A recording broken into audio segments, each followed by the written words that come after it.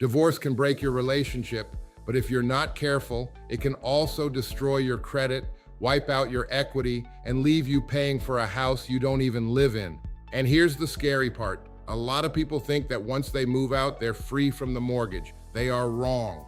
If your name is still on that mortgage, you could still be legally responsible, you could still take the credit hit, and you could still lose money you worked for over years. So before you sign anything, and before you walk away, and before you assume the house is no longer your problem, watch this. Hi, I'm Serge Bourgoin with FindMyHouse.ca and eXp Realty. And today we're talking about one of the most dangerous financial misunderstandings people make during divorce. What really happens to the house, the mortgage, and your home equity. Because in many cases, divorce doesn't just divide a marriage, it exposes financial mistakes that can follow you for years. Let's get right to it. Just because you leave the home does not mean you leave the mortgage. That is the trap. A lot of people believe, I moved out, so I'm done.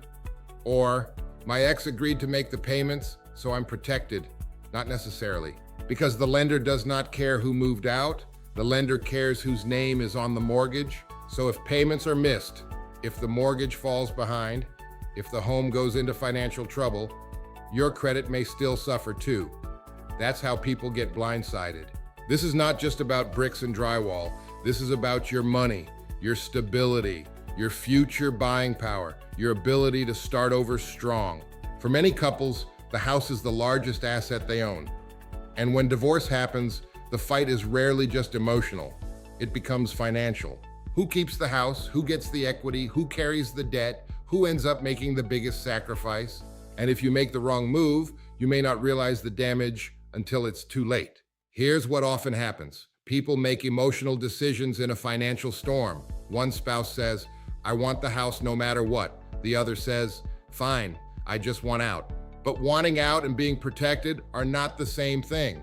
Wanting the house and being able to afford it are not the same thing. That's where people lose tens of thousands of dollars.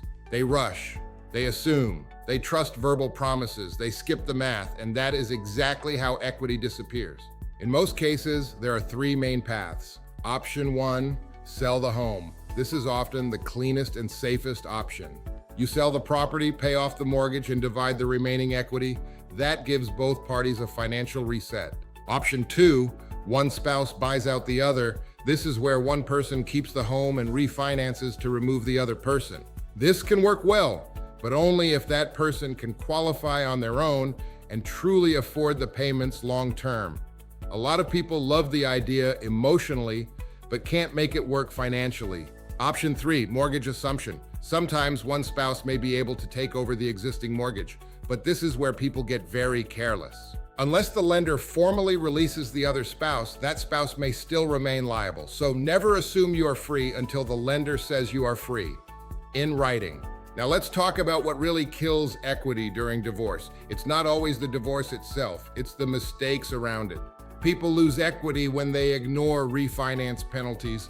They lose equity when they don't understand selling costs. They lose equity when they overestimate what the home is worth. They lose equity when they agree too quickly just to get it over with. And they lose equity when they keep a home they can't realistically afford. That is a brutal mistake because the house that once felt like security can become a financial anchor. This is the part many people do not want to hear. Keeping the house after divorce is often much harder than expected. Why? Because the lender is now looking at one income instead of two. And that changes everything. Support payments may affect qualification, debt ratios matter, stress tests matter, monthly affordability matters. So before anyone says, I'm keeping the home, the smarter question is, can I truly afford this house without sacrificing my future? Because being house rich and cash poor after divorce is not a win. Here's the bottom line. Divorce is emotional, the mortgage is contractual, and equity is mathematical. If you do not understand all three, you can get hurt financially. You need to know what the home is worth, what is still owed, what the penalties are, what the selling costs are, whether refinancing is realistic, and whether your name is truly off the mortgage. Because guessing is dangerous. When people go through divorce, they are often exhausted, overwhelmed, and just want closure.